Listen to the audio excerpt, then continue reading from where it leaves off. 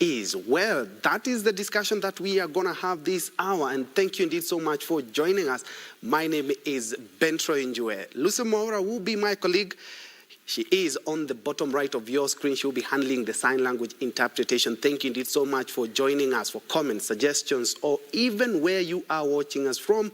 We are live on all our socials. Well, right to the topic of discussion today, let me introduce my panelists. Beginning from my immediate left, we have Honorable Abdul Kore from Mandera South. He is the Member of Parliament, and just next to him we have Bishop Thagana. Bishop Thagana holds a number, or wears a number of hats. First, Bishop David Thagana is the Secretary General of the Federation of Evangelical Churches of Kenya, and also the founder and the presiding Bishop of Glory Outreach Assembly. Bishop, karibu sana. Asante sana.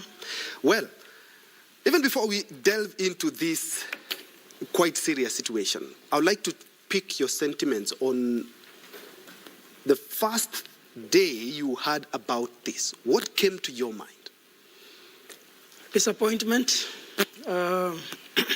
shame, a feeling of this should not have happened, and of course, grief for my fellow Kenyans, and even more grief for parents who have lost their children there, for spouses who have lost their partners there, which I am very sad about, and in my own way continue to send my own condolences and to pray for them as they go through this.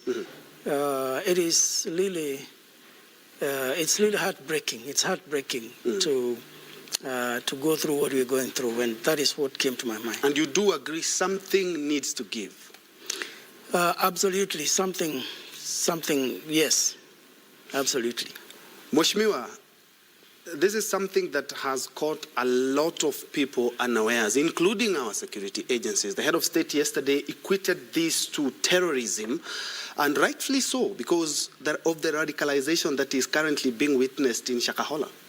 Yeah, definitely. You cannot call it any other thing, but just like the bishop said, first of all, let me grieve with the families who've lost their dear ones, children, innocent children who've lost their lives in that gruesome manner, and people who've lost their spouses. And having said that, this is terrorism in its pure element. And when you talk of radicalization, we have seen students, from this cult who've been told not to go to school, not to seek treatment, students who have dropped even from colleges, students who have dropped from university, people whom you thought have been educated to a certain level, they will be able to understand certain things. But the way they have been hypnotized and the way they've been radicalized to believe in what they are doing is right. Somebody was being rescued yesterday on the verge of death because of hunger, and they could still insist and tell the security agencies, don't save me, I want to go to heaven, I want to go and meet Jesus. If that's not radicalization, I don't think we have to wait for IEDs exploding in our doorsteps, or in our churches or in our mosques for us to think this is radicalization. This is radicalization in its pure element, and it starts in smaller ways like this. Like in the case of Shakahola, this so-called ministry, you've had people traveling from all over the country, people selling all the properties they had. Some travel with the entire family, children, wives, and husbands, and disappeared there, and they've died there. We don't know the count of the graves people retrieved now is about 73 now. That's an 800-acre piece of land. We don't know how many more will be discovered, and we even don't know whether this is just a tip of an iceberg. It could be something bigger than even what we're thinking about. For example, I would suggest our security agencies, when they're doing the post-mortem on those bodies, they should check whether even those bodies have all their body parts intact. It could be a scheme, it could be a business. Yes. It could be something bigger than what we think. And I think something needs to be done to regulate religious bodies, The law, as it is now, is very weak on managing religious bodies, because the Societies Act, which is governing religious bodies, it needs a lot of amendments so that some of the cults like this don't find their way into our mainstream religious organizations. And it doesn't have to be, you don't need to think about the churches only. All the religious groups in this country, something needs to be done from the law perspective, so that rogue people like this, who play on people's psychology and who radicalize young people and families, don't find room to maneuver. I'm told from the early days, around 2018, this so-called Mackenzie found himself in trouble. People have burnt his churches because they thought he was doing things which were not right. But I don't know whether it's the lacuna in the law, or the police just decided to look the other way because of the corruption we have in this country or other things. It's a bit sad.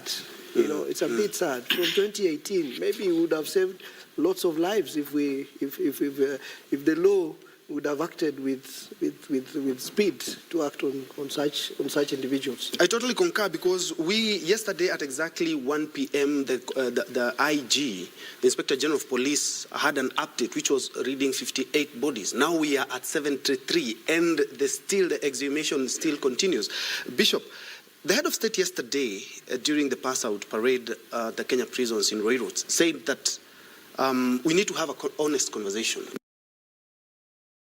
Religious institution in the country. I would like to pick your mind on that, because matters of religion are quite emotive in the country, and the government, I'm quite sure, it wouldn't want to appear like it's regulating and infringing on some of the rights enshrined in Chapter 4 of the Constitution, the Bill of Rights. Do you think we really need to have that conversation now? Thank you so much. I agree. I agree with the President that we need to have the conversation, and I actually think we should have had it yesterday, because the things that we are seeing now are not they are not new to us. Only the magnitude is much higher. But I think one of the things, as much as we would want to have this conversation, one of the things that probably we need to desist from as Kenyans, I think we are very reactive, and we ought to be more proactive than reactive. Because when something like this happens, we react, just like you have correctly said, it is all over in the social media, it's all over in all media houses, it is in the international. We are angry about it, we talk, we propose solutions, we react. But if we were more proactive in looking at things before they happen, and when something happens, we don't just talk about it and leave it at that point, we could save a lot of lives. And I think I do not really understand whether it is that we have a lot of things that happens, because nothing lasts so long in our country. Nothing lasts so long. Something comes and we pick it up, all of us, it becomes our subject, and after some time another one comes and we take that on and we react to it. So I would really want to agree with the President about the conversation, but I want us to go beyond the conversation and have some systems and structures, and begin to look at, as Mheshimiwa has said here, not just religion matters. We have many areas where things like this happen and becomes tragic disaster, and we just talk about it for some time, and then that's it. Now, regarding the regulation, I think this is a long overdue conversation about regulation, and I do not think there is anyone who has ever been against regulation. The question has been how. That I think it is unanimous that definitely, and not just churches or religious organizations, that's what the government is about. That's what a lot of influence on citizens. So having a system that, accountability structure or system, whereby if somebody deviates from what you agree with, then you have a place to talk about it, or you have a place to question, to hold that person accountable. But I guess our major concern as churches has always been when it comes to that the churches be regulated by the government. I think that's our major concern, because we do not honestly think that religious matters can be clearly or appropriately regulated by some kind of by the government, because I'm not sure all of them will fully understand them as they are, and the borderline between regulation and curtailing the freedom of worship would be very thin. Yeah. And how to determine that is always our major concern. So, and the church should not be heard to be saying that they don't want to be regulated. Neither should they be heard to be saying they are anti-regulation. But they should clearly be heard to say that the church is for regulation, but self-regulation. Whatever self-regulation means, one way is under the umbrellas, because during the days of Professor Gethu Muigai, there was a lot of emphasis that all of us as churches must belong to certain umbrella bodies. And so we, depending on our religious affiliations and what we are more inclined to, churches identified, and so many umbrella bodies were registered. I think everyone who is for the welfare of the people and who is serious about doing church can't miss one umbrella bodies out of those that exist, under which they can subscribe themselves and subject themselves for accountability. I really concur with that, and being the Secretary General of the Federation of Evangelical Churches of Kenya, you will tell us exactly what is maybe the criteria of churches joining, because what we have witnessed in the country, we are not seeing this from the mainstream churches or churches that have association like this, like Goa. We cannot see some of the things that we are seeing here. But unfortunately, earlier on, we had a case in point which was broadcasted in media of Pastor Kanyari, who the media did unearth that he was lying to his congregants in terms of how the miracles are done. But we will get to that. Let's first of all rope in Wakili. Karibu sana. We're also joined by Gibson Gisore, who is an advocate of the High Court of Kenya, and also he is also a political and governance expert. I'll begin from where Moses Masika Wetangula, the speaker, said. He's also a lawyer, and he said that indeed a lot of security organs were caught flat-footed. We're talking about even to the lists, Nyumba Kumi, the village elder,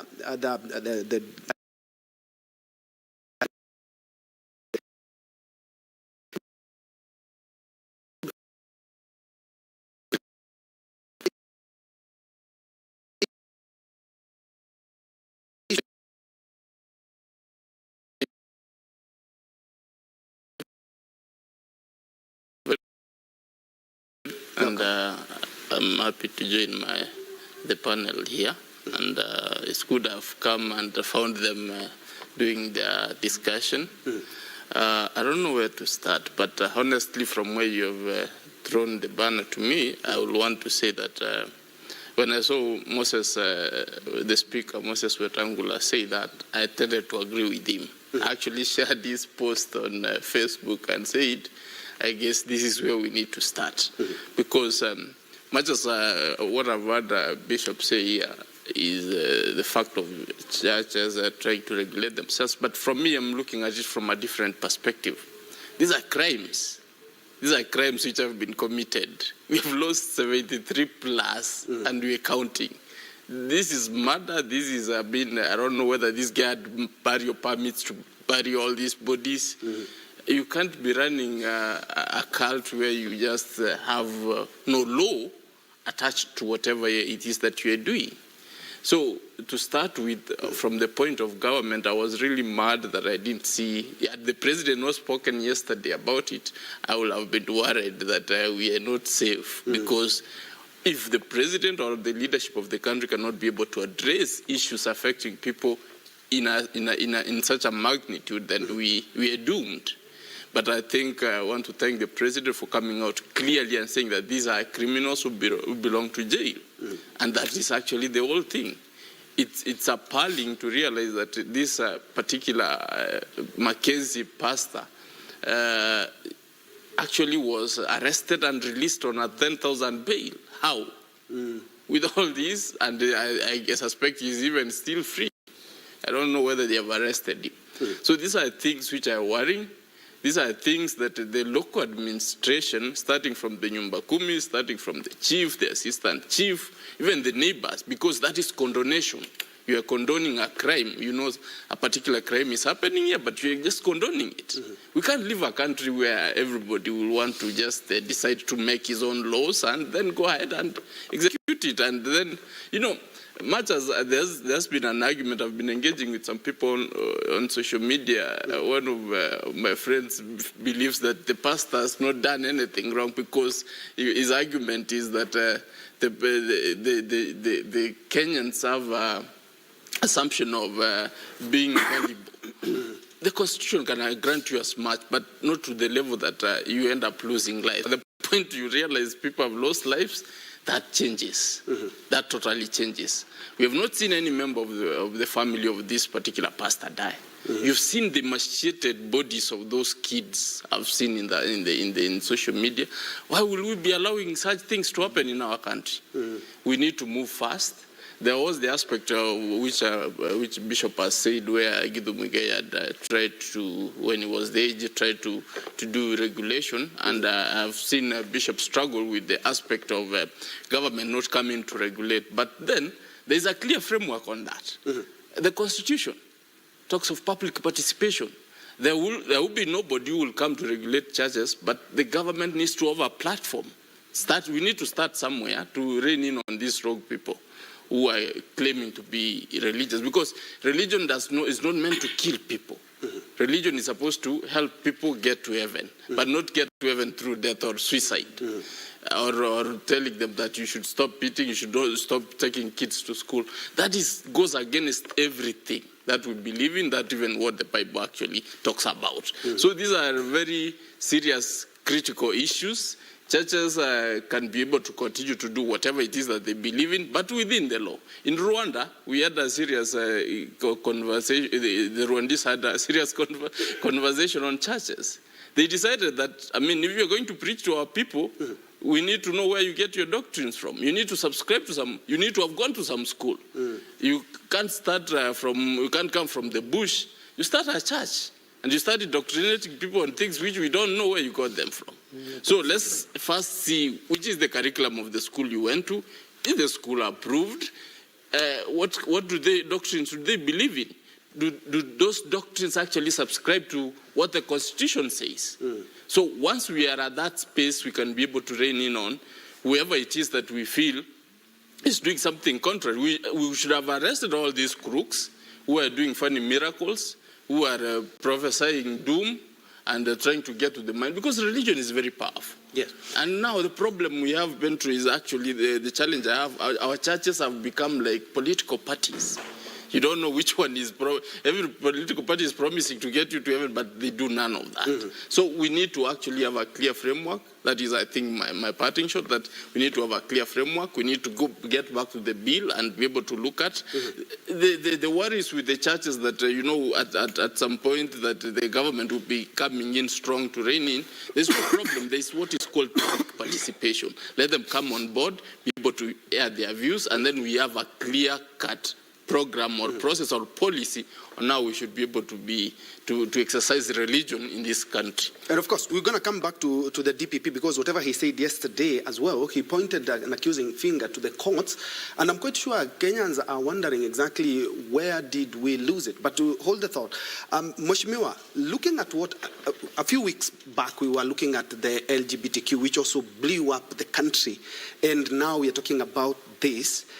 Even your speaker, the day before yesterday or yesterday, said that indeed these people need to be arrested, including all the local administration, including the chief. They should be behind bars, because this is not something that has just happened. This is somebody who has had some issues in 2017, I think in 2018, had a run-in with the area MP then, who is the CS now, but nothing was done. I would like to see whether maybe in Parliament we would come up with something that could be, if it's not regulation, an audit on some of the religious sects that we have in the country.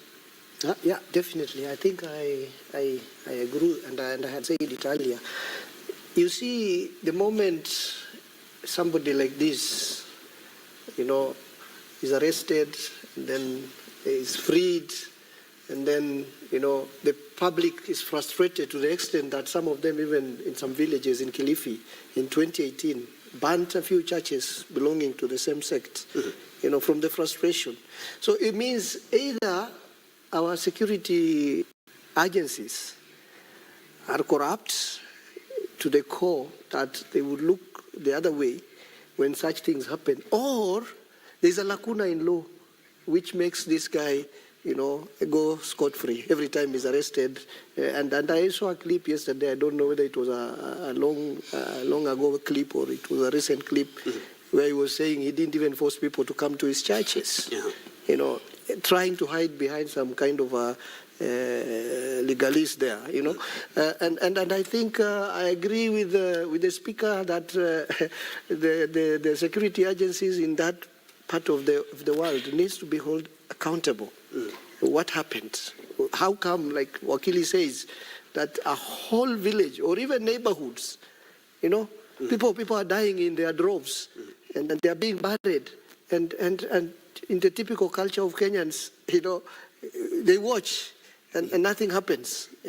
I think something needs to be done, and I think as legislators, we will definitely look at the legislation and see whether the lacuna is in the law and do something about the law. And that question around regulation, even the bishop agrees, it's the how that we need to have that conversation. And that conversation is very important. Whether even the regulation by government or regulation by religious bodies, I think when we have a very serious conversation as Kenyans, very serious, honest conversation as Kenyans with all the religious bodies, we will definitely arrive at a solution. I can tell you we have a very beautiful country. And freedom of religion is one very, very important, I don't know what to call it, it's a cardinal thing we have. I was in Saudi Arabia in December performing Umrah, one of our rites in Islam. And I was joined there by Muslims from other parts of the world. And I tell you, there are some people from a particular country. I won't even mention the country. There are some people from a particular country. When we finished doing our Umrah and we were going back to our countries, I boarded the flight using my kanzu, the one I had when I was praying in Mecca. But these people left their kanzus and all the religious regalia in Mecca. And when I asked them why, they said in their country where they've come from, they will not have that freedom to worship. And they will be killed if they are seen, in kanzus. So freedom of, worship is something we cannot compromise. It's a very valuable thing we have as Kenyans. But we won't allow people, radicals like the ones we see, to abuse that freedom. And we must do something as Kenyans. First, we start with the conversation, and as legislators, I can assure you, we'll do something in Parliament to deal with the law. Okay, and Bishop, looking at what is currently happening, and indeed you said we are quite a reactive country as opposed to being proactive. The clergy is coming out quite strongly now. But let's be very honest. We have seen some pastors do some fake miracles, and we do know, because the media has already exposed them.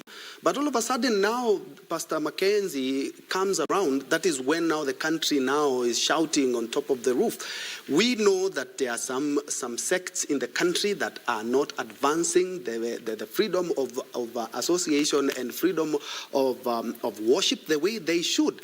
including some of the doctrines that we've mentioned here.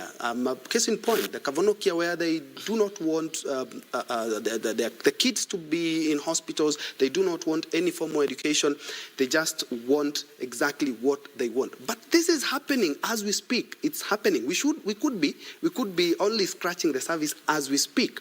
It's a good thing that you mentioned that umbrella bodies like the Federation of Evangelical Churches of Kenya, the churches that have come out to be either sects or have been investigated are those religious sects that do not have church councils. They are not under any umbrella bodies. But this is something that has been happening in the country year in, year out. But hold the thought. Let's first of all go back to a story that was done in 2019 in regards to catechism, and then we go back to this live discussion.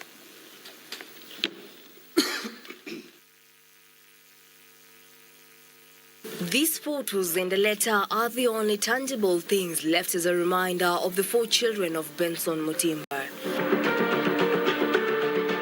He says the children, aged between 10 to 22 years, renounced education and left their home in Mitoti village in Mumias, Kakamega County for Malindi, Kilifi County.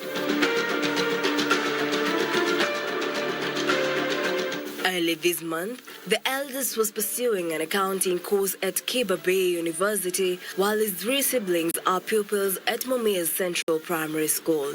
Mutimba says his world changed 2 months ago when the children came across a televangelist from Malindi, Pastor Paul Mackenzie. Tutakakaa tu vizuri nyumbani, tukua kuna maneno. Sasa wakati shule ilikuwa inafunguka, primary class 1 mpaka class 8 Mumias Central Primary School. Watoto wakaniambia wadogo, shule ikifunguka tuende shule kwa dili. Juma ametuambia hiyo shule ni ya shetani, tutachomeka mbinguni. Kwa hivyo mimi sitaki kuchomeka, tumeonyesha tu moto kwa TV kama umeenda kazi. In a recorded telephone conversation between Mutimba and his eldest son, the young man is heard explaining to his father of his newly acquired religious knowledge. In the conversation, the son also expresses reservations against Sodoma number, likening it to the biblical apocalypse of the beast, and admits burning his identification and education documents. Ani certificate, nichome certificate zangu ama wewe umechoma zako? Sijakusikia vizuri. Wewe umechoma zako. He is further heard urging his father to sell his property and relocate with the rest of the family to Malindi to fellowship at the church. Kwa hivyo mimi nikuja na Grace na mama na Joshua, tutalala kanisani alafu tutapigwa chakula kanisani, kwa sababu sasa sitataka paka tuko na pesa kununua chakula. Tutafanya namna gani kama niko tu throughout kwa maombi na sina pesa?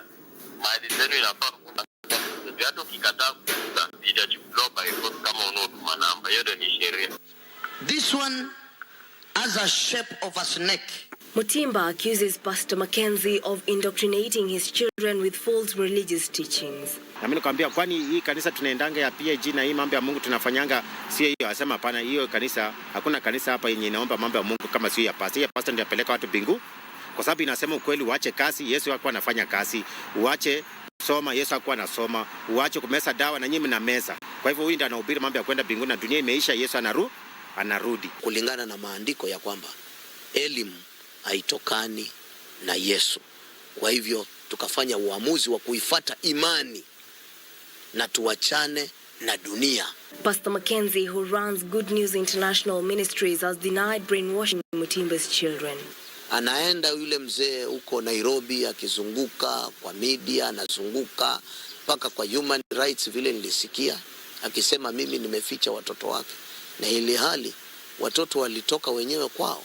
In May this year, the same pastor was arrested and charged with disobedience of the law, religious incitement, and indoctrination of children. Malindi OCPD Philip Wambogo confirmed that the televangelist has been accused of similar cases in the past. This is very true. The pastor is we have several cases in court of different nature. On Thursday, police raided his church following allegations that several children were being held at the facility.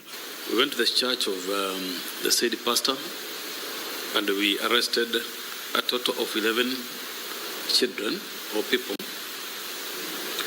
Out of the 11, 4 are people above 18 years, and 7 of them are below 18 years. Mutimba fears his children may have been lured into a cult.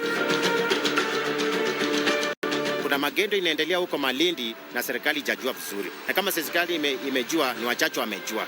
Sasa ndio nilikuwa naomba kupitia kwa inspector wa polisi pamoja na CS Makoha wa education pamoja na Internal Security Matiani wanisaidie nipate watoto wangu wako kule Malindi, wanipatie kwa mkono, alafu watoto wengine wenye wako huko wenye wazazi wao mpaka Malindi wameliwa peke wengine wamekufa, wamewacha watoto wao, wachukua watoto wawalete kwa serikali, alafu watafuta wazazi wapeane watoto kwao, alafu pastor achukue hatua. We have not arrested the pastor, but he's with us always. Once the need come for arresting, we are going to arrest. Once we see the circumstances on how the children came into his hands as it is being arranged. First reported in the 1930s, cults became the object of sociological study in the context of the study of religious behavior. 4 decades ago, Reverend Jim Jones, the charismatic leader of an American cult in the Guyanese jungle, ordered his followers to murder a U.S. congressman and several journalists, then commit mass suicide by drinking cyanide-laced fruit punch.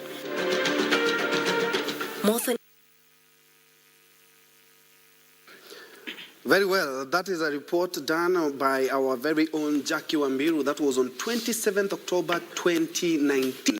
And you've seen that father came all the way here to the broadcasting house, and he's saying and he's urging and talking about the ministries, and even mentioning the ministers themselves or the CAs themselves. He needed help. He was crying out for help.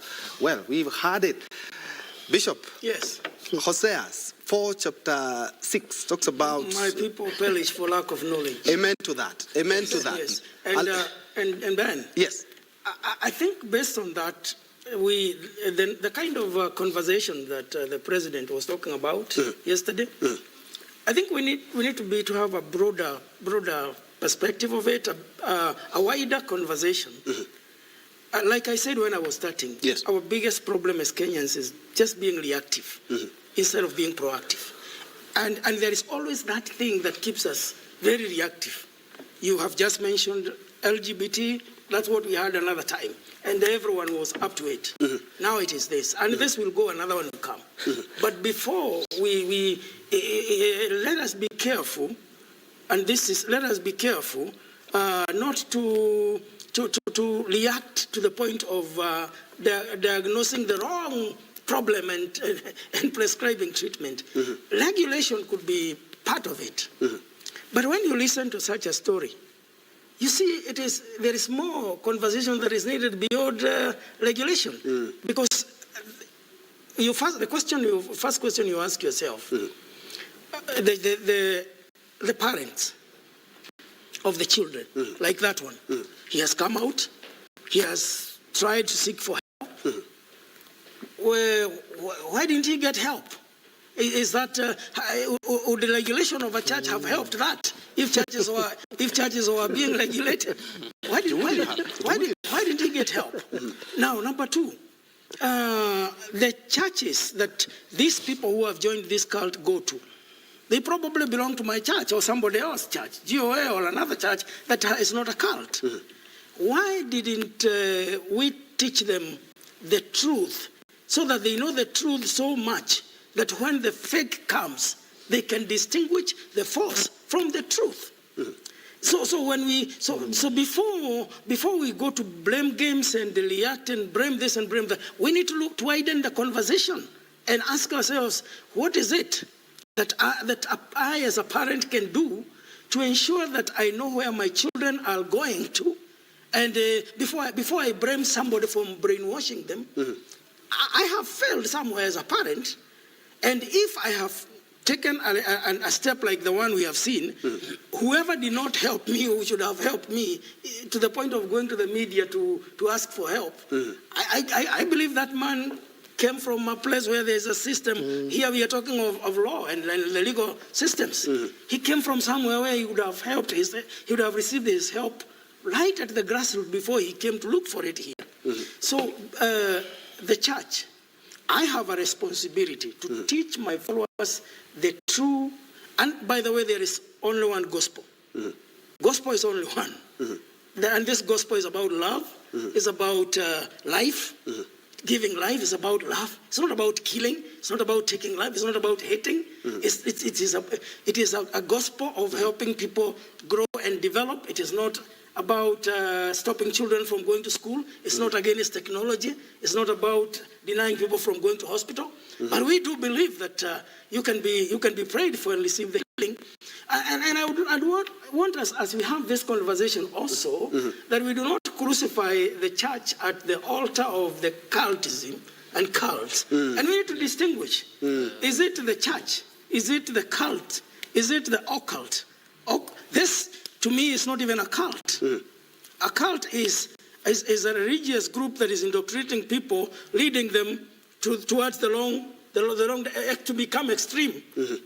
But when they already become extreme like this, and then they are ready to die, and somebody is ready to witness people die.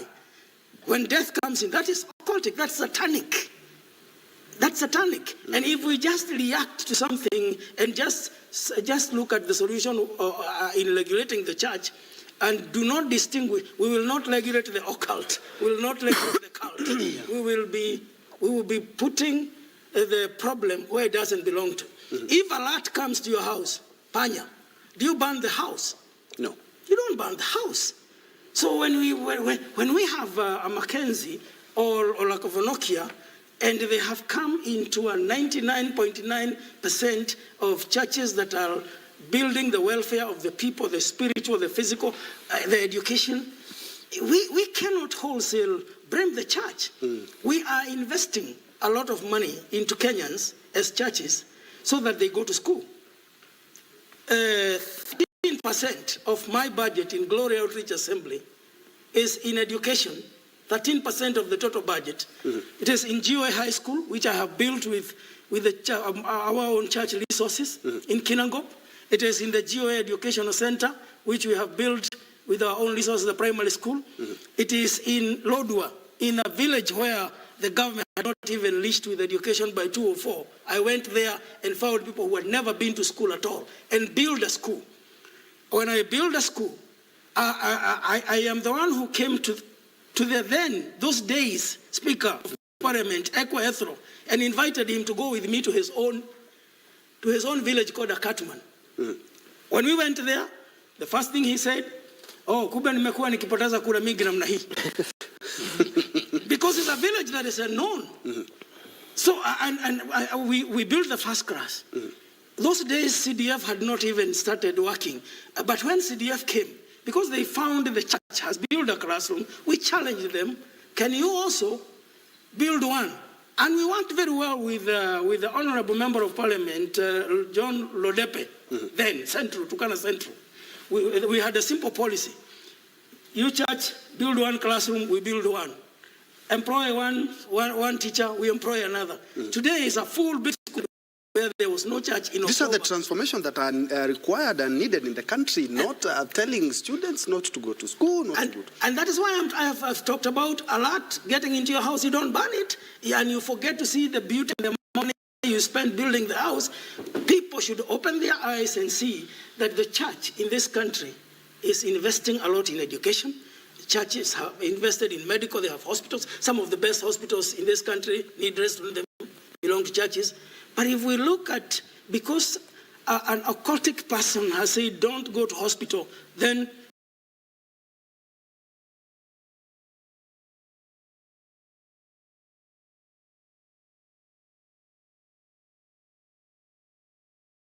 we say that churches are anti-hospital, or an occultic person has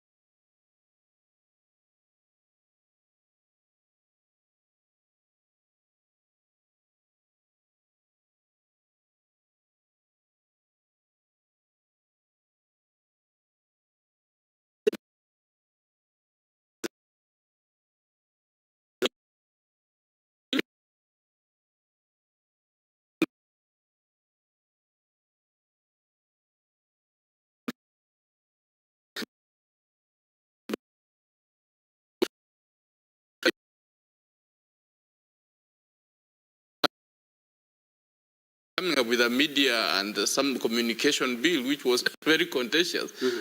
Sections of that were thrown out. They had a security something bill, which also was bordering around infringing on the rights of the people. So the Constitution is all compassive. It includes everything that we need to be able to establish as a people, because we have given that to ourselves to be our identifier. Let's not run away from it. But I will want to agree with the bishop here with one aspect, that what we're talking about is not about religion. It's a cult. A cult is a crime. We need to deal with it as such. The moment people started dying under that sect, we needed to move in and start arresting that person, to start serving jail. That is as simple as it goes. I mean, we have lost 73 souls. People have reported that the man was in the media crying, and then the OC, I don't know, the OCS or who that was, saying that there is, as of now, we don't have anything to go by. What do you mean? Somebody's kids are being indoctrinated, and I want them out, and you tell me that there's nothing we can do. What kind of jokes are those? And this is the kind of jokes which have gone on since 2019 or whatever the time this person has started.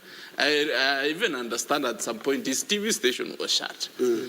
But then he ended up selling it and disappeared into some village. The village elder in this place, the governor in this particular place, they need to come and account.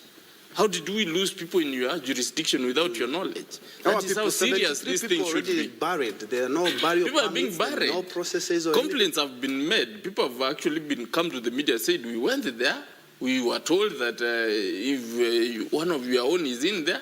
And they even asked the people who are there, they said that, you see, if one of our members becomes errant, we kill them. They go to the police and report this. The police say, now, we don't see anything to still go back. How blind could this administration of police be because I believe OCSs get changed over time. So every other OCS who has been to this area has never seen a crime with this particular cult leader. I mean, that is how serious it should be. I remember back in the days of Moi. That's why sometimes I miss Moi, however young I was. Moi could have said, the first announcement he could have made was the chief should be arrested, the DC, the D, all those police responsible should be inside to explain something so that the investigation now starts without them. Because how can these people who have not seen any crime be the people to again investigate? It's ironical. All right. It's not practical. Yeah. And Mheshimiwa, radicalization or hypnosis, like we caught it, because this is quite unique, because how are you being told and being radicalized to the point that you're told to starve to death? You know, your organs are shutting, some of your organs have shut, but you're not dead yet, you're still waiting for the death. Really, it's not quite something. We've seen that in terrorism, and even the president said that this guy should be charged with terrorism, and even the DPP agrees to that. I'm looking at a place like Mandera South. We are out of drought, COVID, recession, and now we have the floods. And now we are radicalizing our youth. First of all, tell us about that. I think the question of radicalization is a very, how do I put it? It's a very weighty issue. And different people interpret it in a different level. But the bottom line is Kenyans generally, or let's say humans, especially Africans, generally being people who love religion, love God, then some people with very fertile imagination come around and twist their minds and you know, push them towards the direction they want. So, and especially in this age of, you know, social media, internet, free access, you know, a cult like this can even operate without a church and do whatever they are doing on social media and still attract people. Today, there was a lady in Kitengela in the news. You know, after she parted ways with the husband, she locked herself inside the house, a 2-year-old baby, stabbed that infant 100 times, and then ate the body parts of that. What, I don't know what's happening to our society. It's really bad. But coming back to the floods, it's really surprising, and I think the climate change effect can best be demonstrated in a place like Mandera as we speak. Because we just went through one of the worst droughts. We were saying this is the worst in almost 40 years. You know, even the grass had died, and even people were saying even the soil is dead because of the heat and the temperatures that were there just a few weeks ago.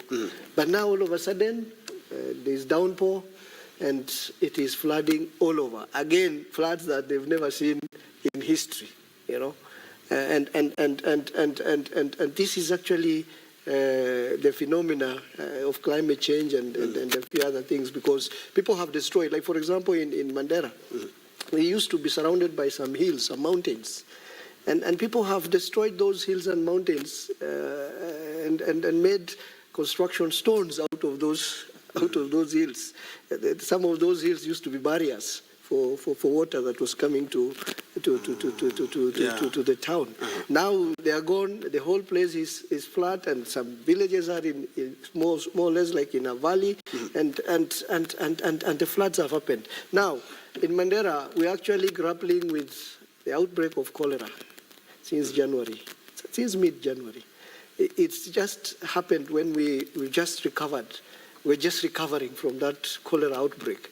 Then these floods happen. So the biggest worry we have now is realization of cholera again in most of the villages, because when you have water, pools of water everywhere, you walk in it, you cook when you're surrounded by water everywhere, and you know, waterborne diseases and also vector-borne diseases, like for example mosquitoes are now also a problem. There are a lot of malaria, you know, as these floods subside, we'll be seeing a lot of, but I think as a country, what we need to do now is to think about how to harvest some of this water now, because in the next few weeks, I'm sure It'll dry again. It will dry again, and we'll start, you know, lamenting about lack of water in some of those areas. All right, and Bishop, looking at that story that you've just aired, and actually we first aired in October of 2019, and looking at social media, we have seen that it's just not people who are not educated. We've seen even somebody who used to work for an airline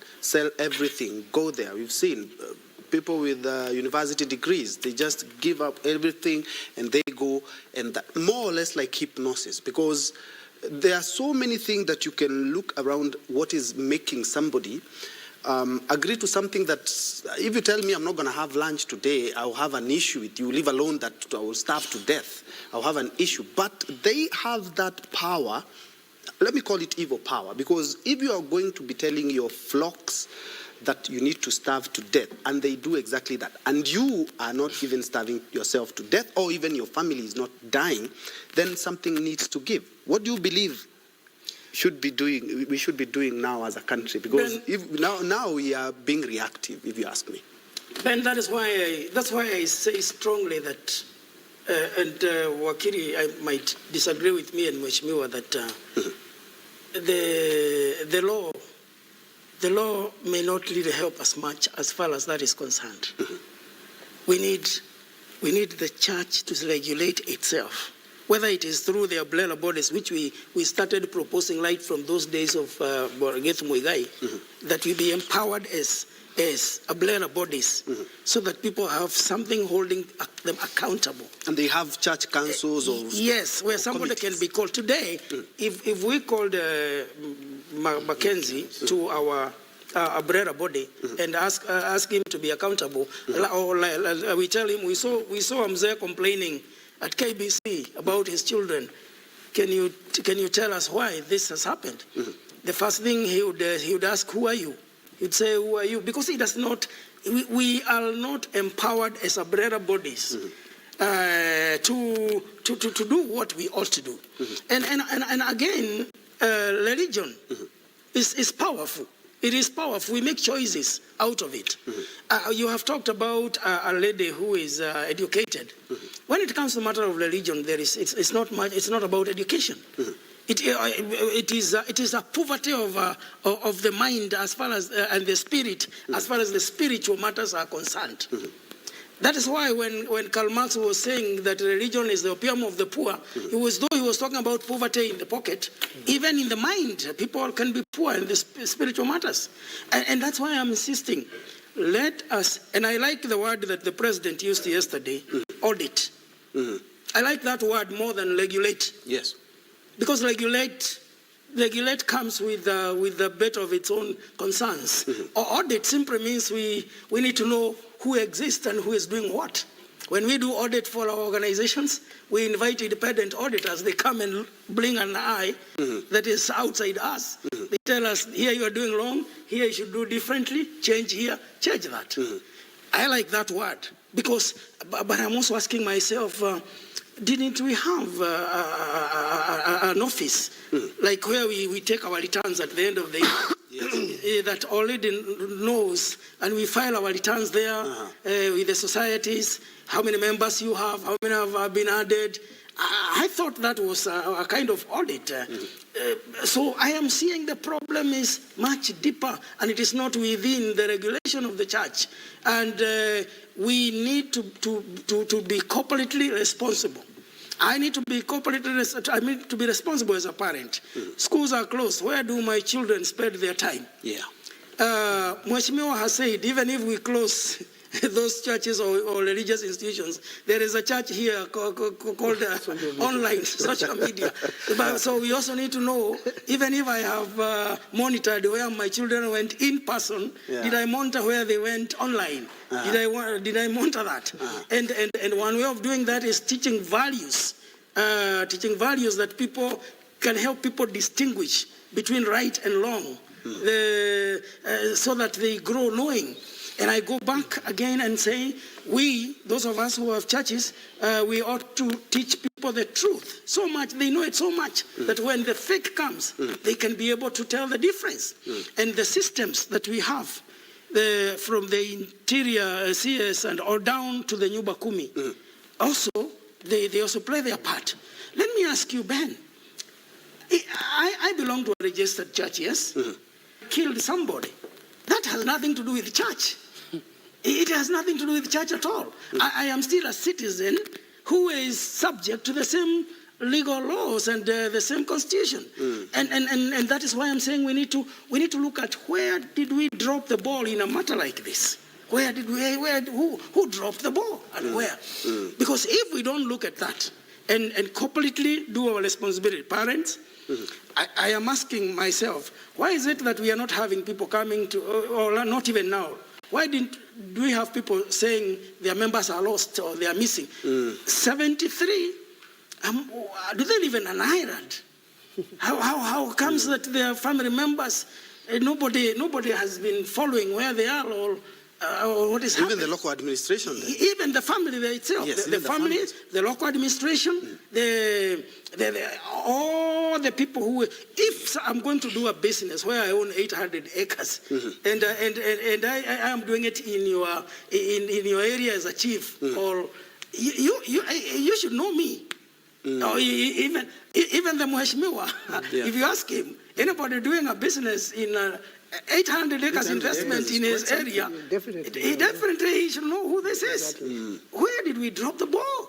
So that we don't divert the conversation to merely regulating the church and miss the point. Maybe just one thing on the regulation. I think when we said we have a conversation and we do the audit like the president suggested, we'll definitely come up with what that regulation looks like. And the regulation I have in mind here is not necessarily the regulation to regulate the mainstream churches which exist. It's a regulation which bars, radicals like this from, coming under the umbrella of churches and start confusing people. And I think the most important thing that we need to have now is that conversation. And the audit is also another form of regulation because it will weed out those who are not true churches. Who are advancing cultism. Exactly. Yeah. So the word regulation should not worry Bishop so much.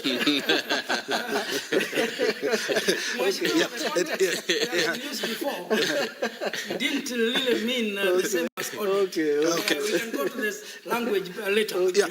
Wakili, the DPP, Director of Public Prosecution Nudin Haji, did point out a loophole in terms of, he talked about the courts did release this guy earlier on. And it's not the first time, because in our story, you had that he's somebody who has had a brush with the law for several times.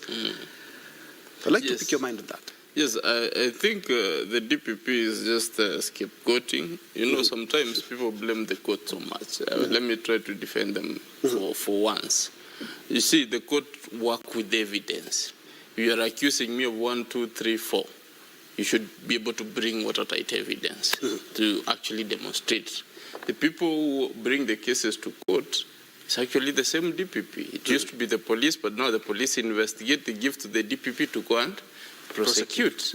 Now, why will he be pointing fingers at the court while he has not actually convinced us that he had the evidence to actually move on to prosecute this guy in the first place? What I imagine is what we have seen there, the OCS saying that, there isn't much to charge the guy. So if the OCS believes that there isn't much to charge the guy, sends an empty file, they play such games. They send a file which is almost empty to the prosecutor to go and prosecute.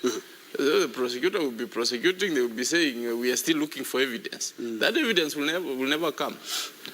So what I can imagine is that this person was so powerful in the ground, he corrupted everybody, right from the politician, right from the local people, and people knew. Because what is going around now that the villagers are saying that people do come in there, but they never leave. People have actually testified and said that people were going there. If you repel, they kill you.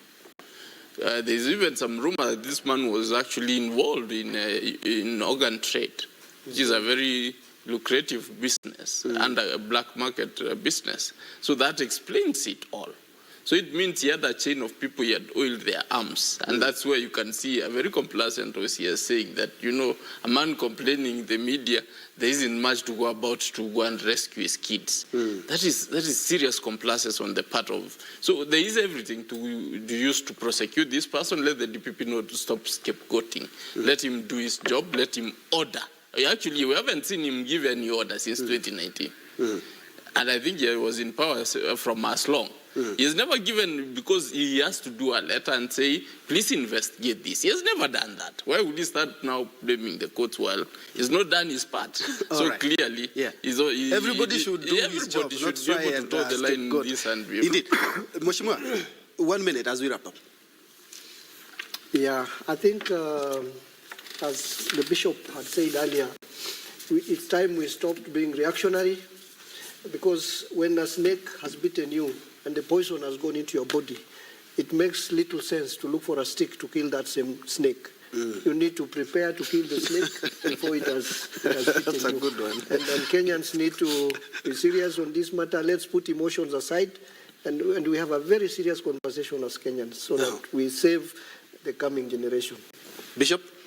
The church is doing a lot of good work in this country for the welfare of the Kenyan people, in education, in the hospitals, in spiritual welfare. Let us distinguish between church problems and cult and occult, and let us not take cultic things and demonic or occultic things to be church. Let us respect the work of the church, even in the conversations that we're going to be having, without demonizing the church. And let us also be corporately responsible. Parents, know where your children go to, especially when the school closes. The whole chain hierarchy that is charged with the responsibility of security, right from the ground, do your job, know who is where, Nyubakumi and the rest of the people. The courts, that language that Wakili has mentioned, which is so frustrating, that there is no evidence to prosecute this. If the Mzee is complaining, and let alone down the line, now we begin to see what he was complaining about. Is there another way of dealing with matters which probably Wakili can do? They can tell us that in another forum, where evidences are not lead brought to court, but the Mzee is complaining, my children are lost. Instead of waiting until down the line when 73 people are dead, we begin to say the Mzee had talked, but the DPP the OCS had no evidence. So let's be corporately responsible, all of us. And those of us who are in the church, let us teach our members the truth. So much that when the lies or the false teaching comes, they will quickly distinguish this is false, and they will not be able to follow the people. And be clear. The Bible is clear. In John 10:10, the thief comes to steal, kill, and destroy. That's the work of the thief. That's what we are seeing here. But there is a but in that verse. But I, referring to Jesus, came to give life and to give it in abundance. Where there are issues of life, ask the church. Where there are issues of stealing and death, ask the occult and the occultic people, the Satan. Thank you. Thank you.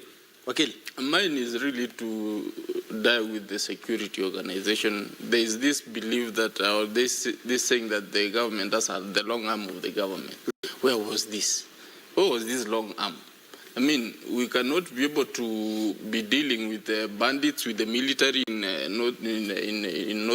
North Rift, and be leaving people dying. I believe we have not lost so many people in North Rift as we have lost through the acts of this one occult leader, Mackenzie.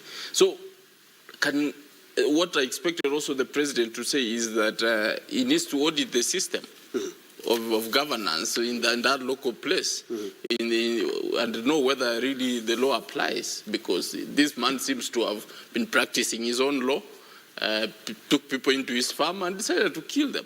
Or let them starve to death, and then he's living large. I understand he's living large with his family. None of his family members is starving. So this is a person who clearly needs to be behind bars. Let the DPP notes start also scapegoating.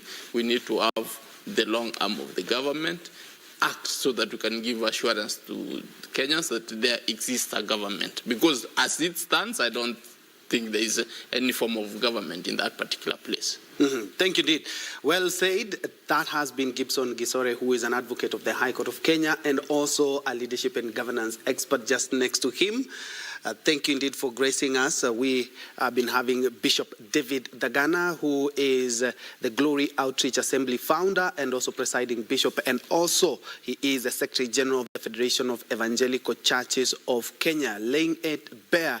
We really need not per se regulation, but an audit on what exactly is happening in the country. And just next to him, we have Honorable Abdul Harokore, who is the Mandera South MP. And of course, on Tuesday, I would love to have you because Azimio has talked about maandamanos beginning Tuesday.